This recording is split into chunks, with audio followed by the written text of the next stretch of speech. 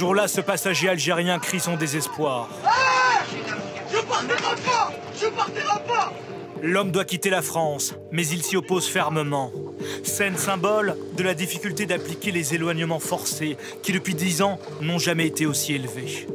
Mais en réalité, moins de 20% des étrangers concernés sont renvoyés chez eux. Pourquoi un chiffre si bas? Comment fonctionnent les reconduites à la frontière? Avec quels obstacles opérationnels, juridiques et diplomatiques? Plongé au cœur de la politique d'expulsion à la française. Ce matin-là, à Roissy-Charles de Gaulle, ce Sud-Américain passe ses dernières heures en France. Arrivé sans argent et sans billet retour, il doit quitter le territoire sur décision de justice. Des opérations qui nécessitent d'importants effectifs policiers. Vous savez pourquoi vous êtes là aujourd'hui? Pour que vous m'expulsiez? Oui, aujourd'hui vous rentrez chez vous avec 2 policiers français. D'accord? Pas de problème? Vous restez tranquille? Dans cette salle d'embarquement, des Maliens, des Afghans, des Tunisiens. Tous ont le choix, être escortés jusqu'à l'avion et voyager seuls. Et pour les 30% qui refusent, être escortés pendant tout le voyage par 2 fonctionnaires de la police aux frontières. Là, vous vérifiez quoi exactement dans les chaussures, par exemple? Des lames. Des lames de rasoir? Des lames de rasoir. Parce qu'ils en font quoi, généralement? Les avaler ou s'ouvrir avec. Ou nous blesser. Ce Sud-Américain de 29 ans a déjà refusé 2 fois d'embarquer. Aujourd'hui encore, selon les policiers, il n'est pas coopératif. Alors disent-ils, ils n'ont pas le choix.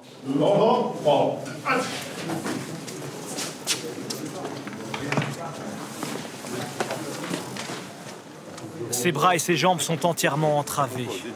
Pour éviter qu'il ne se rebelle et qu'il ne se blesse, ou qu'il blesse les fonctionnaires ou les passagers.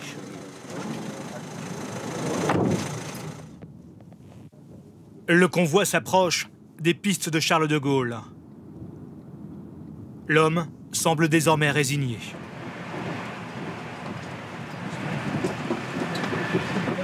Entouré d'une dizaine de policiers, avec l'accord du pilote et avant que les passagers n'arrivent à bord, le Sud-Américain est embarqué de force. Lui et son escorte prennent place au dernier rang. Ce coussin orange a été installé sur l'écran vidéo devant lui pour éviter qu'il ne se frappe la tête et ne se blesse. Et là, vous allez le détacher? Après le décollage. Après le décollage, vous le détachez? Après, tout dépend comment il va se comporter. Toujours pareil. S'il reste agité après le décollage, on va le maintenir jusqu'à temps qu'il se détende. Aujourd'hui, tout se déroulera dans le calme. Cette politique d'éloignement forcé a un coût. 13 794 € en moyenne par personne renvoyée chez elle. En 2018, la France a dépensé 468 450 000 € pour 33 960 éloignements forcés. Ces chiffres, ce sont ceux du député Jean-Noël Barrot, auteur d'un rapport parlementaire sur les éloignements des personnes en situation irrégulière. Et vous êtes originaire de quel pays? Les archipels Cap-Vert, les îles Cap-Vert. Cap-Vert, d'accord. Après avoir visité plusieurs centres de rétention administrative, il a souligné les obstacles au quotidien liés aux éloignements forcés. Il y a dans 2000 cas une absence de vol ou une absence de place sur le vol, donc des tensions liées à l'organisation des vols en eux-mêmes. Et puis, pour un millier de cas environ, l'incapacité des personnels de la PAF qui sont sursollicités d'organiser une escorte le jour dit pour accompagner la personne jusqu'à l'aéroport.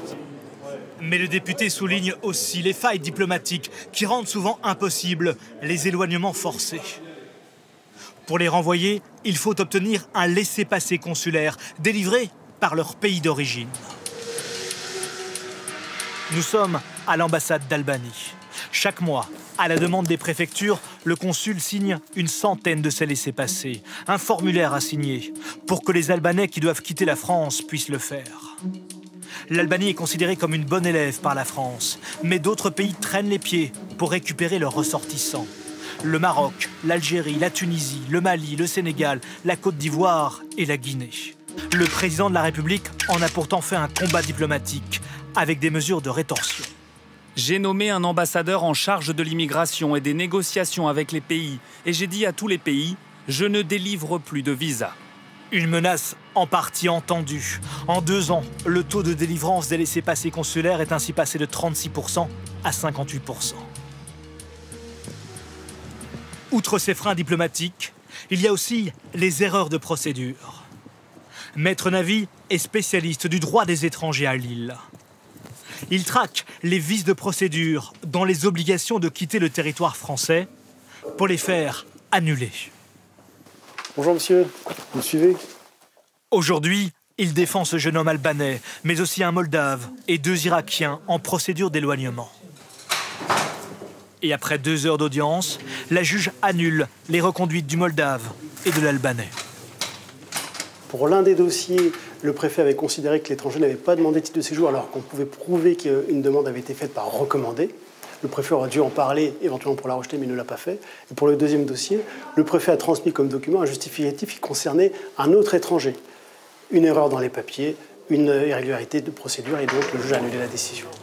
En moyenne, selon les avocats contactés, la justice annule près de 20% des reconduites.